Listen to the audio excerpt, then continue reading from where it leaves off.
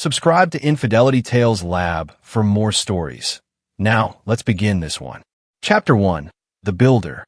Evan Levine stood in the corner office on the 42nd floor, watching the sunrise paint Chicago's skyline in shades of amber and gold. The view never got old. Neither did the satisfaction of knowing he'd earned it. 10 years ago, this building hadn't existed.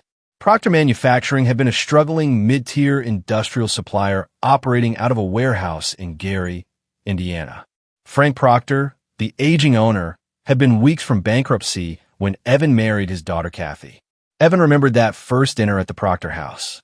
Frank had been distant, measuring him with suspicious eyes. "So you're the boyfriend. Kathy says you're some kind of engineer." "Mechanical engineer, MIT," Evan had replied. "But I also studied industrial design and business strategy. I've been looking at your company's financials, with Kathy's permission. You got a solid foundation, Mr. Procter, but you're stuck in 20th century thinking." Frank's expression had hardened. "Is that so? Your core product, industrial valve systems, is sound. But you're competing on price in a market where you'll always lose to overseas manufacturers. What you need is innovation. Patents. Proprietary technology that makes you irreplaceable." That conversation had lasted until 3 in the morning. By dawn, Frank had offered him a job. By the end of the year, Evan had revolutionized their product line with smart valve technology that could predict failures before they happened. The patents were worth millions. By year 3, Frank had made him COO. By year 5, Procter Manufacturing had gone from $17 million in revenue to over $300 million. Evan had done that. Every strategic pivot, every innovation, every major client relationship, his fingerprints were on all of it. He'd rebuilt this company from the ground up while Frank's name stayed on the door. He'd never minded. Frank was family now. Kathy was pregnant with their second child. His son, James, was 4 years old and called Frank Papa Frank with genuine affection. The office door opened. Frank's assistant, Leah Manning, stood there with an uncomfortable expression. "Evan, Frank wants to see you in his office." Now, something in her tone made Evan's instincts prickle. Leah had worked for Frank for 20 years. She'd seen him transform the company. They had a good relationship, but now she wouldn't meet his eyes. "Everything okay, Leah? Just please go see him." Frank's office was at the opposite end of the floor. As Evan walked through the corridor lined with patents and awards, most of them his innovations, he noticed something odd. The executive conference room was occupied. Through the frosted glass, he could see figures, but couldn't make out who they were. Frank's door was open. The old man sat behind his desk, looking older than his 68 years. He didn't stand when Evan entered. "Close the door and sit down, Evan." Evan closed the door, but remained standing. "What's going on, Frank?" Frank pulled out a folder, slid it across the desk. "We're letting you go." The words didn't register at first. Evan stared at the folder, a severance package, then at his father-in-law. "I'm sorry, what?" "It's time for new leadership. The board has decided to go in a different direction." "The board?" Evan's laugh was sharp, disbelieving. "Frank, you are the board. You hold 60% of the shares. I hold 15%. Kathy has 10. Your cousin Russell has the rest. There's no board decision without you. The decision is made." Frank's face was stone. "You'll receive 6 months' salary and your accrued benefits. Your equity will be bought out at current valuation." "It's generous." Evan's mind raced. Current valuation meant the private valuation from last quarter, $333 million. His 15% stake would be worth just under $50 million. But he knew the company was worth more. Much more. They were in talks with 2 major conglomerates about acquisition, offers starting at $600 million. This is about the acquisition, isn't it? You want to push me out before the sale goes through, so you don't have to split it fairly. This is about what's best for the company. Frank stood. "I need your key card, your laptop, and your phone. Company property. My phone has personal data. IT will transfer your personal files. Key card and laptop. Now." The dismissal in Frank's tone ignited something cold in Evan's chest. This wasn't a business decision. This was personal. This was calculated. Does Kathy know about this? Frank's jaw tightened. "This is business, Evan. Keep your family drama out of my company." "Your company?" After everything Evan had built. He He pulled his key card from his wallet, set his laptop on the desk. I'll need my phone for the drive home. Fine. Drop it with security on your way out. Frank sat back down, already looking at other papers as if Evan had ceased to exist. Evan walked back to his office in a daze. Through the conference room glass, he now saw who was inside. Kelvin Proctor, Frank's younger brother, along with two lawyers and Russell Reed, Frank's cousin who sat on the board. Kelvin, the brother who'd spent 20 years bouncing between failed businesses and bad investments. The brother Frank had bailed out again and again. The brother who told Evan at last year's Christmas party, drunk and bitter, "You're not real family. You just married in." Evan understood. He packed his desk methodically. Photos of Kathy and James. His MIT diploma. A trophy from a regional engineering competition. Personal notebooks. As he worked, his mind was already 10 steps ahead. 3 months ago, he'd noticed irregularities in the books. Nothing major, just small discrepancies in expense reports. He'd mentioned it to Frank, who'd waved it off as accounting errors. But Evan had started keeping his own records. He'd learned from his father, a prosecutor, that if something seemed off, it usually was. 2 months ago, he'd overheard Frank and Kelvin arguing in Frank's office. The door had been ajar. Kelvin's voice. "When are you going to give me a real position? I'm your brother, for Christ's sake. He's just some kid who got lucky marrying your daughter." Frank's response. "Evan built this company. I'm not pushing him out." Kelvin. "Then we're both going to miss out. You think those acquisition offers will stay on the table forever?" That conversation had made Evan start digging deeper. What he'd found over the past 8 weeks had been illuminating. Now, standing in his gutted office, Evan pulled out his personal phone, not the company iPhone on his desk. This was a burner he'd bought last month, after his suspicions had crystallized into certainty. He opened the encrypted email app and reviewed the draft he prepared. 27 attachments.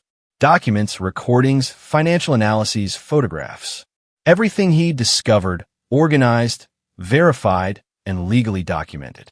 The recipients, the Securities and Exchange Commission, the Illinois Attorney General's Office, the FBI's Financial Crimes Division, the IRS, ProPublica's investigative journalism team, the 3 companies currently in acquisition talks with Procter Manufacturing.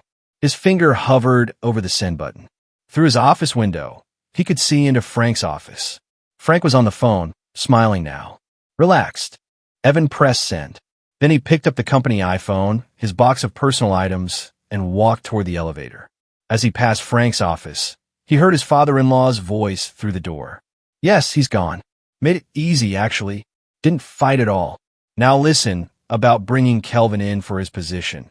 We need to move fast before the Silvermark deal closes. They specifically wanted Evan's team, but we'll tell them Kelvin's been co-managing everything. They'll never know the difference." Evan kept walking. He didn't smile, didn't react. He simply got in the elevator, rode down 42 floors, dropped the iPhone with a confused security guard, and walked out into the Chicago morning. His real phone buzzed. Confirmation that the emails had been delivered. By lunch, Frank Proctor's world would begin to collapse. By dinner, the dominoes would be falling too fast to stop. Evan climbed into his Audi and drove home, his mind already on phase 2. Chapter 2, The Family. Kathy was in the kitchen when Evan arrived home, an hour earlier than usual. She looked up from her laptop, surprise flickering across her face before morphing into something else. Guilt. She knew. "Evan, you're home early." He set his box down on the counter. "Your father fired me." Kathy closed her laptop. She was still beautiful, the same sharp intelligence in her eyes that had drawn him to her at that engineering conference a decade ago. She'd been working for a consulting firm then, brilliant and ambitious. She'd left that career after James was born, saying she wanted to focus on family. Evan had supported the decision, never questioning it. Now he questioned everything. "He called me this morning," she said quietly. "He wanted me to hear it from him first. And you didn't call me? Didn't warn me? He's my father, Evan. He said it was a business decision, that the company needed new direction." New direction. Evan laughed bitterly. "He's installing Kelvin in my position. Your uncle Kelvin, who's never successfully run anything in his life. That's the new direction." Kathy stood, hand protectively over her pregnant belly. Maybe Kelvin deserves a chance. Maybe Dad feels obligated. Kathy, I built that company. Every major innovation, every strategic partnership, every patent, that was me. Your father was weeks from bankruptcy when we met. You know this. I know you worked hard. I saved his company. Evan's voice rose. Then he forced himself to calm down. Anger wouldn't help. I'm not upset about the firing itself. If Frank wanted to retire and sell, we could have discussed it.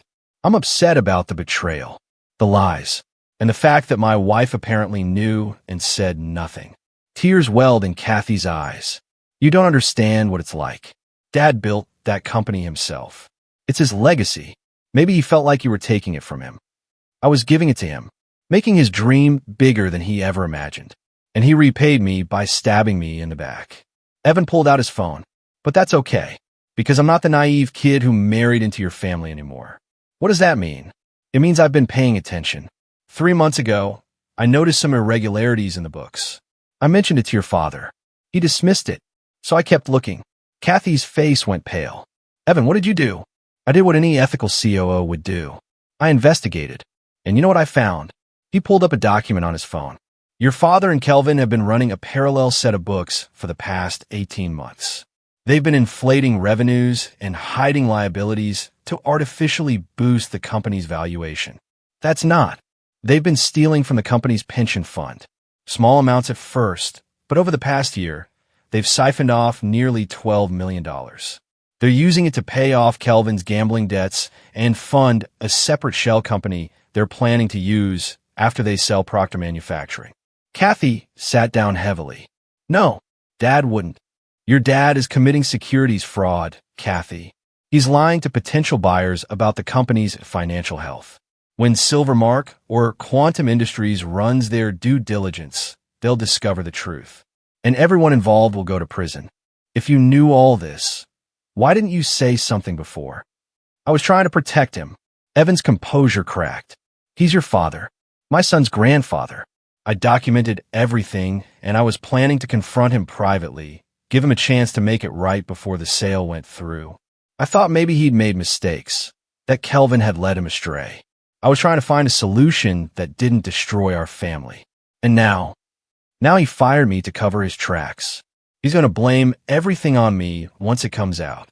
That's why he wanted me gone, so he could paint me as the corrupt COO who betrayed the family trust. Kathy's hand shook. What did you do, Evan? This morning, after he fired me, I sent everything to the SEC, the FBI, the Attorney General, and the IRS. I also sent it to ProPublica's investigative team and to the 3 companies bidding on Procter Manufacturing. By now, federal agents are probably already reviewing the case. You reported my father to the FBI? Kathy's voice was strangled. He could go to prison.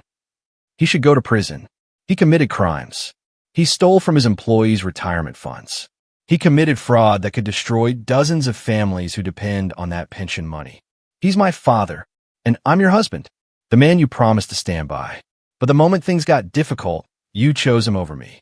You knew he was planning to fire me, and you said nothing. Kathy stood, backing away.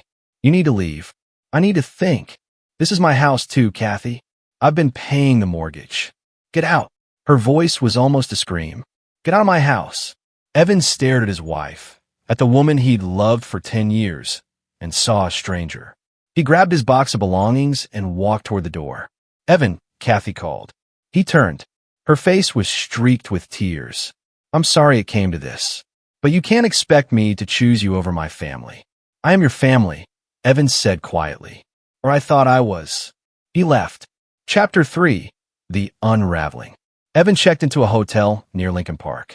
As he sat in the anonymous room, his phone began buzzing with calls and texts. Frank, Kelvin, Russell Reed, Kathy again, his former assistant, Leah Manning. He ignored them all. Instead, he called his father. Jonathan Levine picked up on the first ring. Evan, everything okay? No, Dad. Everything's not okay. Evan filled him in, his father listening with the patient attention that had made him a successful federal prosecutor for 30 years before retiring. When Evan finished, Jonathan was quiet for a moment. You did the right thing. Difficult, but right. Those pension funds, You probably saved a lot of people from losing their retirement. Kathy kicked me out. She's scared and confused. Give her time. But Evan, you need to lawyer up immediately. Frank's going to come after you hard. He'll claim you were involved in the fraud, that you're trying to frame him to cover your own crimes. I documented everything. Dates, times, recordings. Good. But get a lawyer. And, Evan, I'm proud of you. I know this isn't easy, but you stood up for what was right. They talked for another hour, Jonathan walking him through what to expect. When they hung up, Evan felt steadier. His father was right. This would get worse before it got better. He ordered dinner from room service and turned on the news. Nothing yet. That would change. Around 9 p.m., his phone rang with an unknown number. He almost didn't answer, but something made him pick up. Mr. Levine? This is Special Agent Teresa Hatch with the FBI's Financial Crimes Division. I need to speak with you about Proctor Manufacturing. I've been expecting your call. Can you come to our office tomorrow morning? 9 a.m. I'll be there. After he hung up, Evan opened his laptop and accessed a secure server he'd set up weeks ago.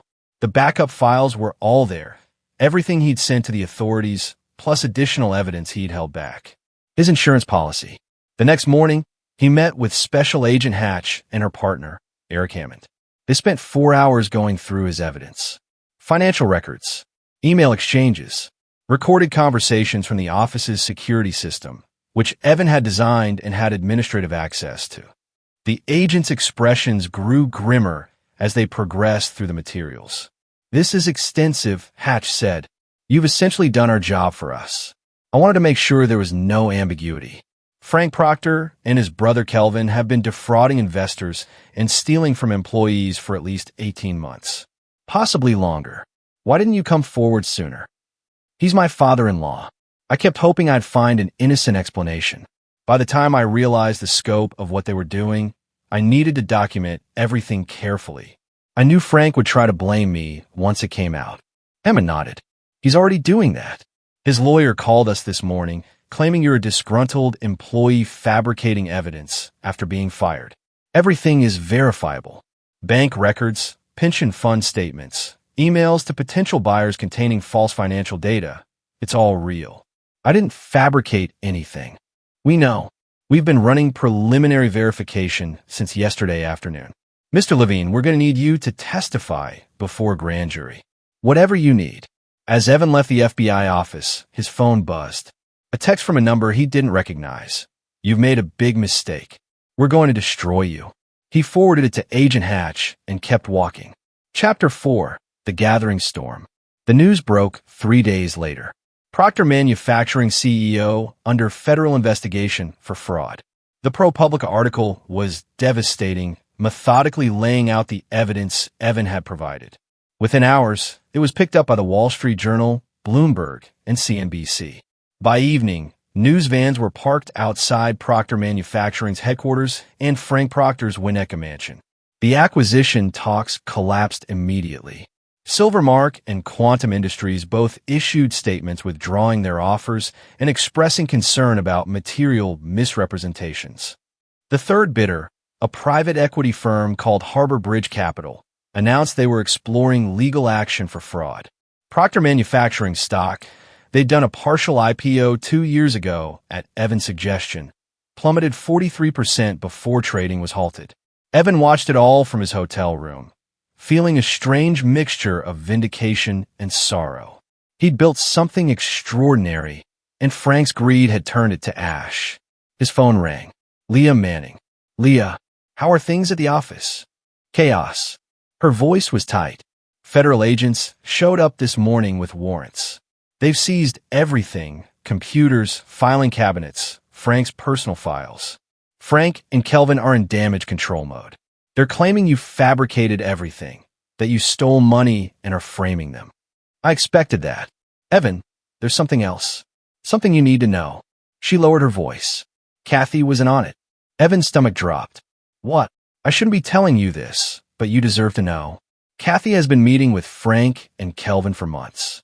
I saw emails. She was helping them plan how to push you out. She was the one who suggested firing you right before the acquisition, so they could negotiate the sale without you and cut you out of the windfall. Why would she do that? Money, I think. And Frank convinced her you were getting too powerful, that you were trying to take over the company. He poisoned her against you, Evan. I'm sorry. After they hung up, Evan sat in the dark hotel room, trying to process the betrayal. His wife, the mother of his child, she'd been working against him for months. His phone buzzed again. A text from Kathy. We need to talk. About James. About custody. So that was her play. She was going to try to take his son. Evan made a decision. He'd been playing defense, reacting to Frank's moves. It was time to go on offense. He picked up his phone and called a number he'd found 3 weeks ago during his investigation. A number he'd hoped he wouldn't need to use. Alfonso Hodges speaking. Mr. Hodges, my name is Evan Levine. I understand you used to work for Procter Manufacturing. I'd like to talk to you about Frank Procter and some transactions from 2019. There was a long pause. I thought no one would ever ask about that. Yes, Mr. Levine. I think we should talk. Chapter 5. The Hidden Pieces. Alfonso Hodges met Evan at a coffee shop in Naperville, far from downtown Chicago. He was in his 60s, gray-haired and cautious, with the demeanor of a man who'd learned to keep secrets. I worked as Procter Manufacturing's CFO from 2015 to 2019, Alfonso began. Best job I ever had. Until Frank asked me to do something I couldn't do. What did he ask you? To hide some transactions. Not major amounts at first, maybe 50,000 here, 100,000 there. Frank said they were legitimate business expenses, but needed to be kept off the main books for competitive reasons. I was uncomfortable, but he was persuasive. Said it was just temporary. But it wasn't temporary. No, it escalated. By 2019, we were talking about millions of dollars being moved through shell companies. I realized Frank was building a parallel business structure. When I asked him about it directly, he told me it was none of my concern and to do my job. So you quit. I was fired. In July 2019, Frank called me into his office and said they were restructuring the finance department. He gave me a severance package with a very aggressive non-disclosure agreement. If I talked about anything I'd seen, I'd lose the severance and face legal action. Did you sign it? I did. I was 60 years old, Mr. Levine. I needed that money for retirement.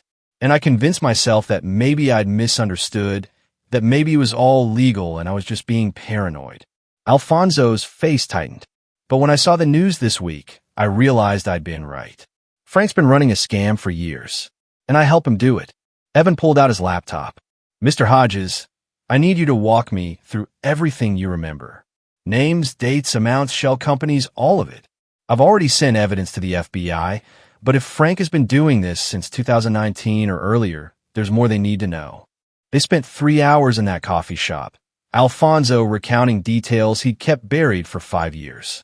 Evan documented everything, occasionally cross-referencing it with his own evidence. A picture emerged that was worse than he'd imagined. Frank hadn't been preparing for retirement or planning a comfortable sale. He'd been systematically looting his own company for years, building a private fortune through shell companies and offshore accounts, while employees believed they were contributing to a growing pension fund. There's someone else you need to talk to, Alfonso said as they prepared to leave. Robbie Casey. He was the VP of operations before you came on board. Frank pushed him out in 2017, right around when you started making waves with your innovations. Why did Frank push him out? Robbie asked too many questions. He noticed discrepancies in vendor payments, money going to companies that didn't seem to exist. When he tried to investigate, Frank fired him. Robbie got a severance package with the same aggressive NDA I got. Evan got Robbie Casey's contact information and drove back to Chicago, his mind racing. Frank's betrayal ran deeper than a simple case of firing his son-in-law. This was systematic long-term fraud, and Evan was beginning to realize that his role at the company might have been part of Frank's plan all along. Think about it. A brilliant young engineer marries into the family, transforms the company with innovations and patents, drives massive growth. The company's value explodes. Then, at the peak, Frank sells everything, keeping the wealth for himself while the engineer takes the fall for any financial irregularities. Evan had been the perfect cover. That night, he met with his lawyer, a sharp woman named Tracy Story who specialized in white-collar crime defense. She'd been recommended by his father. Your father-in-law is going scorched earth, Tracy warned. He's filed a civil suit claiming you embezzled funds and stole proprietary information. He's also trying to get a restraining order to keep you away from your son. On what grounds? He's claiming you're mentally unstable and dangerous. His lawyers are pointing to the fact that you reported him to federal authorities as evidence of paranoia and delusion. Evan felt rage building. He's trying to destroy me. Yes, but we can fight this. Your evidence is solid. The FBI is taking your claims seriously. And I've got some good news. The judge denied the emergency restraining order. Frank couldn't provide any actual evidence you're a danger to James. What about custody? That's trickier. Kathy is filed for divorce and full custody. In Illinois, the court will look at what's in the best interest of the child. You're going to need to show you're a stable, present father despite everything that's happening. I am stable. I'm the victim here. I know that. But perception matters in family court. Frank and Kathy are going to paint you as a corporate criminal who betrayed the family. We need to flip that narrative. After leaving Tracy's office, Evan drove to Winnetka, to the house he'd been paying the mortgage on for 7 years. He needed to see his son. Kathy answered the door, her face guarded. You're not supposed to be here. I want to see James. It's not a good time. He's my son, Kathy. You can't keep him from me. After what you did to my father. What I did. Your father committed fraud. He stole from his own employees. I reported a crime, Kathy.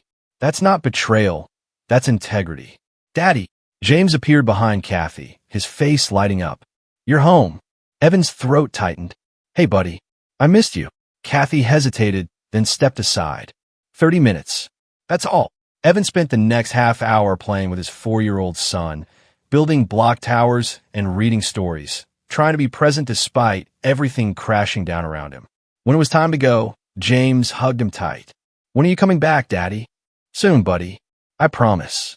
As Evan left, he saw Frank's car pull into the driveway. The old man climbed out, his face hard. They locked eyes across the lawn. You're finished, Evan, Frank called. You thought you could destroy me? I built this empire. You're just an employee. You'll be forgotten in a month. Evan smiled coldly. Check your offshore accounts, Frank. I think you'll find some interesting surprises. Frank's face went pale. Evan climbed into his car and drove away. That afternoon, while working with Alfonso Hodges, he'd done more than just document Frank's crimes. He'd also gained access to bank accounts Frank didn't know Evan knew about. And he'd made some strategic transfers. Chapter 6. The Trap. 2 weeks later, the grand jury indicted Frank Proctor and Kelvin Proctor on 17 counts of securities fraud, wire fraud, and theft. The U.S. Attorney's press conference was carried live on all major networks. Evan wasn't charged. The FBI had verified his evidence and determined he'd been a whistleblower, not an accomplice. But Frank wasn't going down without a fight. This is a witch hunt, Frank declared in his own press conference, flanked by expensive lawyers. My son-in-law, Evan Levine, is the real criminal. He's been embezzling from Proctor Manufacturing for years. He fabricated evidence to cover his tracks when I discovered his scheme. I fired him, and this is his revenge. The media ate it up. Cable news devoted segments to the Proctor family scandal. Financial experts debated whether Evan was a hero or a con artist. Social media split into camps. Evan ignored the noise and kept working. His meeting with Robbie Casey had been illuminating. The former VP of Operations had confirmed Alfonso's story and added new details. But more importantly, Robbie had kept copies of documents, insurance, he called it, that showed Frank had been planning this kind of scheme for much longer than anyone realized. Frank approached me in 2016, Robbie had explained, wanted me to approve vendor payments to shell companies. When I refused, he started marginalizing me. By 2017, I was fired. I thought I was the problem. Now I realize he was looking for someone he could control. And then I showed up, Evans said. Young, ambitious, grateful for the opportunity. He must have thought I'd be perfect, smart enough to grow the company, naive enough to be manipulated. Except you weren't naive. No, my father's a prosecutor. He taught me to trust my instincts and document everything. Evan had taken that lesson to heart. Every conversation with Frank, every email, every financial transaction, he'd kept meticulous records. Not because he'd suspected betrayal at first, but because it was simply his nature to be thorough. Now those records were his salvation. But Evan had also discovered something else, something he'd been holding back from the FBI. He needed to time it perfectly. Frank's offshore accounts were more extensive than even the federal investigators had realized. Evan had found them by following digital breadcrumbs through the shell companies. Accounts in the Cayman Islands, Switzerland, and Singapore.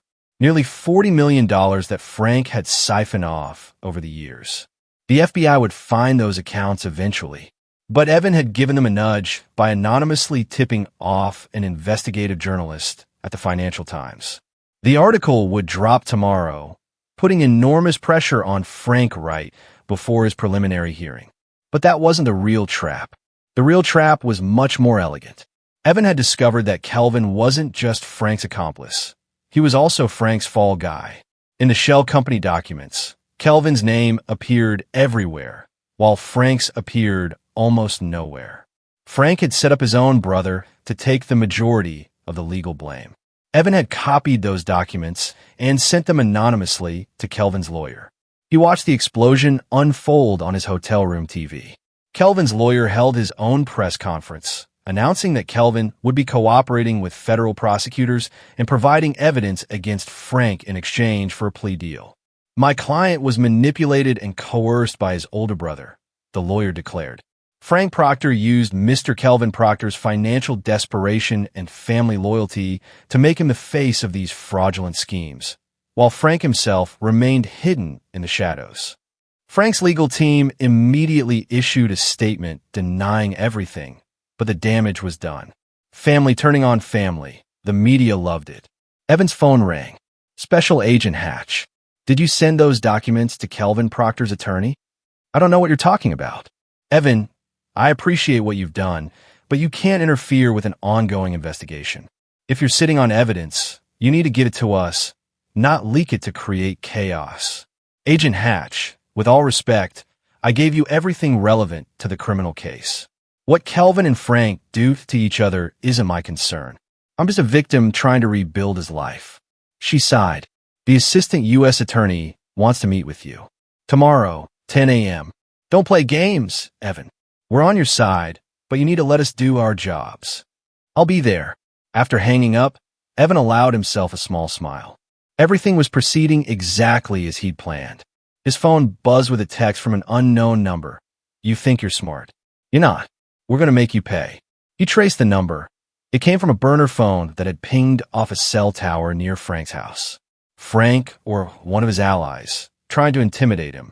Evan saved the text and forwarded it to Agent Hatch. Then he went back to work. Tomorrow would be interesting. Chapter 7. The Testimony. The preliminary hearing was held in federal court, a granite building in downtown Chicago that represented everything Frank Proctor feared: justice, accountability, consequences. Evan sat in the gallery, watching as Frank was led in by U.S. Marshals. The old man looked diminished, his expensive suit unable to hide the defeat in his eyes. When he noticed Evan, his face twisted with rage. The hearing lasted 3 hours. The assistant U.S. attorney, a methodical woman named Ann Whitaker, presented evidence that was damning.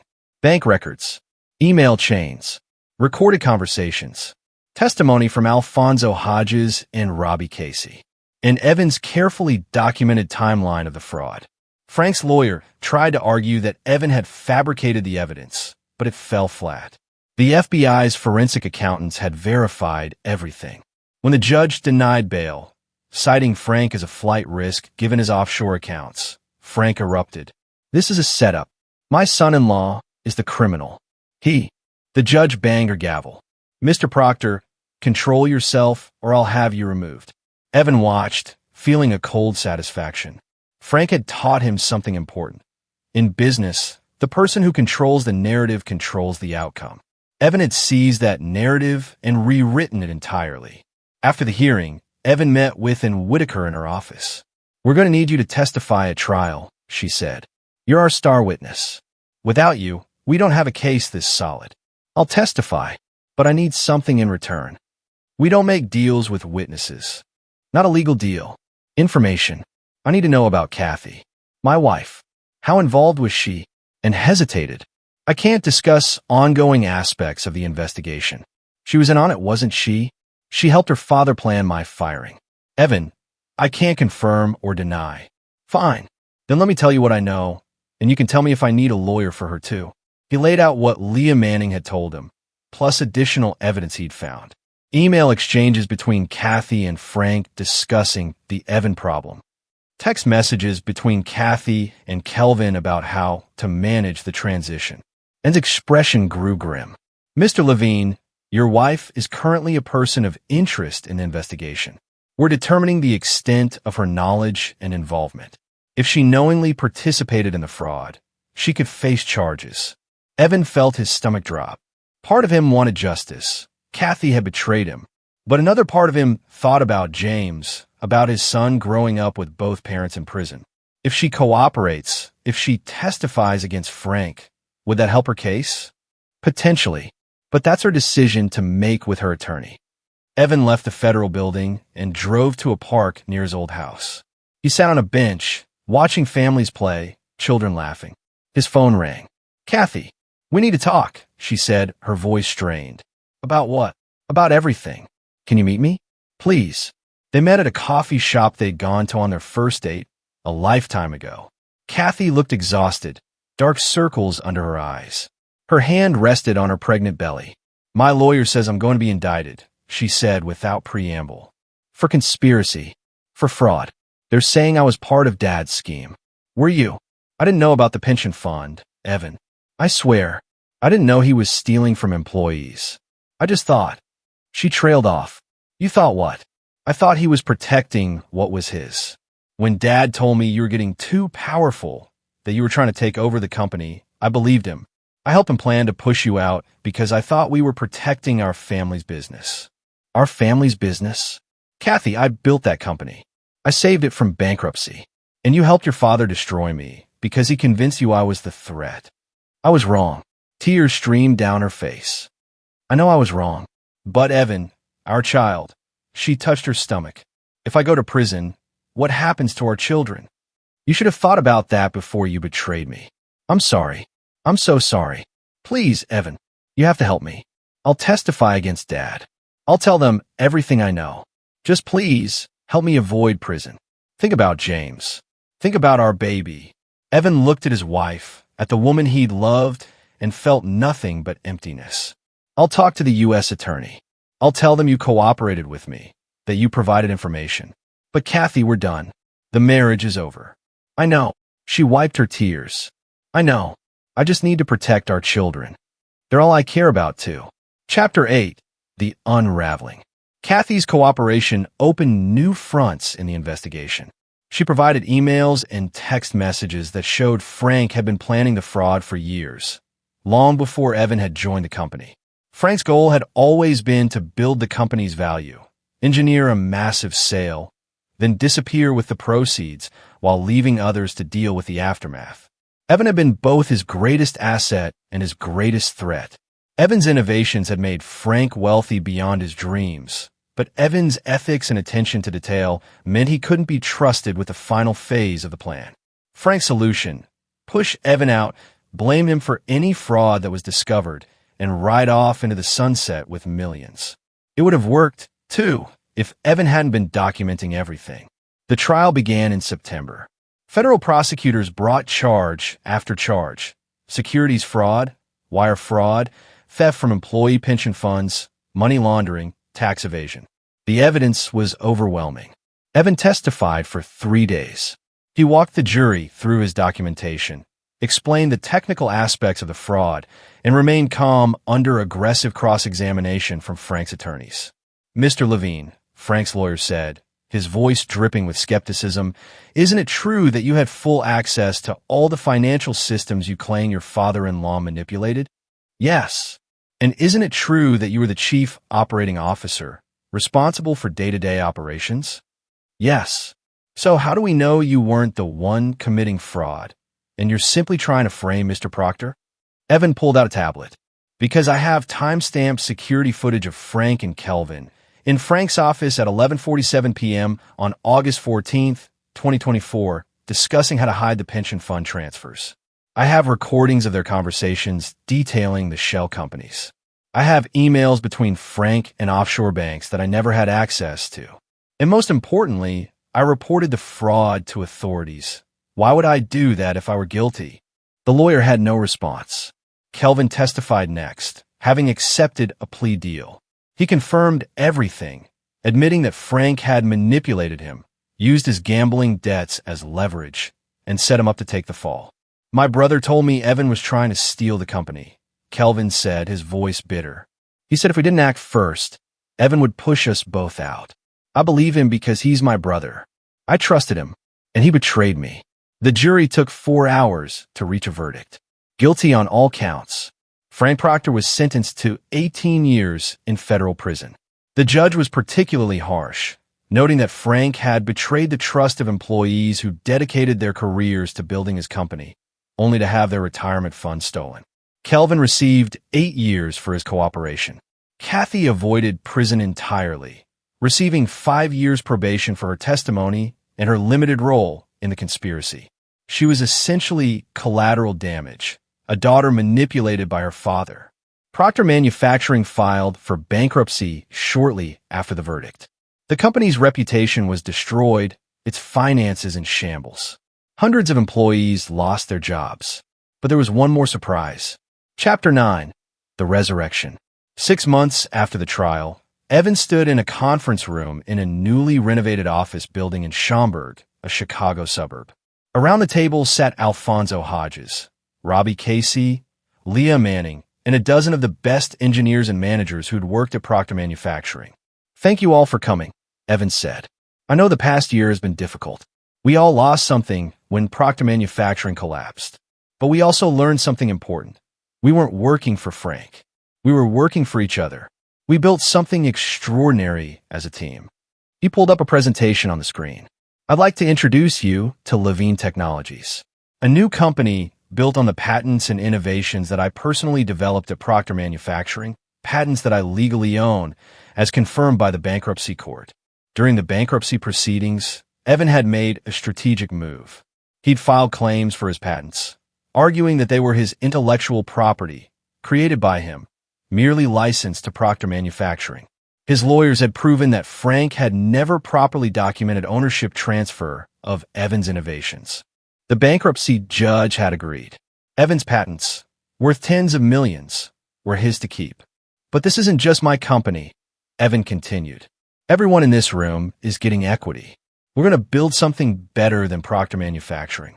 We're going to do it right this time, with transparency, integrity, and profit sharing for every employee. Alfonso Hodges smiled.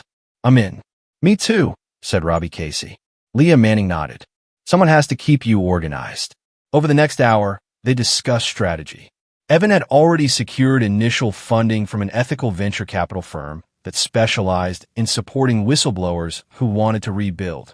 Several of Proctor Manufacturing's former clients had reached out, eager to work with Evan despite, or perhaps because of everything that had happened. You proved you had integrity, one client had told him. That's rare.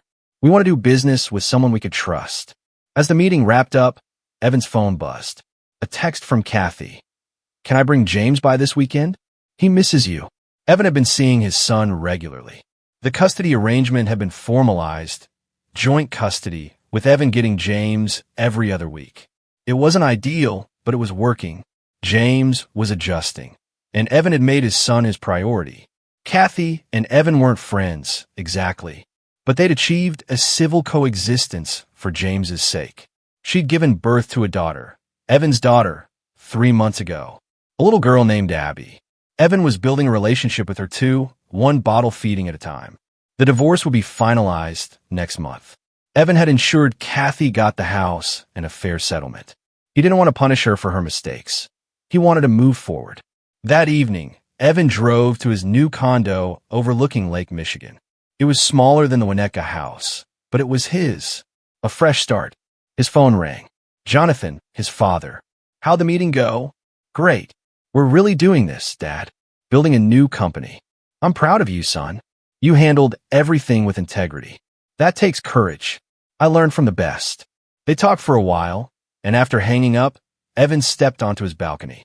Chicago spread out before him, lights twinkling in the darkness. Somewhere in that city, Frank Proctor was in a federal prison, his empire in ruins. Kelvin was there too, probably cursing the day he conspired with his brother. Evan felt no triumph, no joy in their downfall, just a quiet sense that justice had been served. He'd been betrayed by family, nearly destroyed by false accusations, and forced to burn down everything he'd built to expose the truth. But he'd survived. More than that, he'd rebuilt. Not just a company, but his life. His relationship with his children. His sense of self. Frank had tried to paint him as the villain. History would remember differently. Evan pulled out his phone and opened a photo of James and Abby. His kids. His future. He'd fought for them. For truth. For justice. And he'd won. Not because he was ruthless or willing to compromise his principles, but because he'd refused to back down when others tried to corrupt him. Because he'd documented the truth meticulously and had the courage to expose it, no matter the personal cost. Frank had taught him an important lesson. Family isn't about blood. It's about trust, loyalty, and shared values. Frank had failed that test. Evan had passed it. As he looked out at the city, Evan smiled. Tomorrow he'd start building Levine Technologies. Next week, he'd have James for his custody week. Next month, the divorce will be final. His life was moving forward. And this time, he was in control. The end. Epilogue. 3 years later, Levine Technologies was valued at $180 million. The company specialized in smart industrial systems, building on Evan's original innovations, but taking them further. They'd won contracts with major manufacturers and were expanding internationally. Evan had remarried, not to someone from the corporate world, but to a teacher named and he'd met at James's school. They'd bonded over their shared commitment to integrity and family. James was 7 now, thriving in 2nd grade. Abby was 3, a force of nature with Kathy's determination and Evan's curiosity. Frank Proctor was still in prison, with 12 years left on his sentence. Kelvin had been released after serving 5 years, but struggled to find work. He'd reached out to Evan once, asking for a job. Evan had politely declined. Kathy had rebuilt her life too, working as a consultant and staying sober after addressing the anxiety and depression that had made her vulnerable to Frank's manipulation. She and Evan had achieved something rare, a functional co-parenting relationship based on mutual respect, if not affection. And Evan? He stood in his office at Levine Technologies, looking at a patent certificate that had just arrived. Another innovation, another building block for the future. His phone buzzed. James, calling from Kathy's house. Dad, I got an A on my science project. That's amazing, buddy. Tell me all about it. As James excitedly described his project about solar panels, Evan smiled. This was success. Not the corner office or the millions in valuation. This, family, integrity, building something meaningful. Frank had tried to teach him that the only thing that mattered was winning at any cost. Evan had proven him wrong. And there you have it. Another story comes to an end. What did you think? I'd love to hear your thoughts in the comments below. If you enjoy this story, consider joining our community by subscribing. It means the world to us. For more stories like this one, check out the recommended videos on screen. And I'll see you there.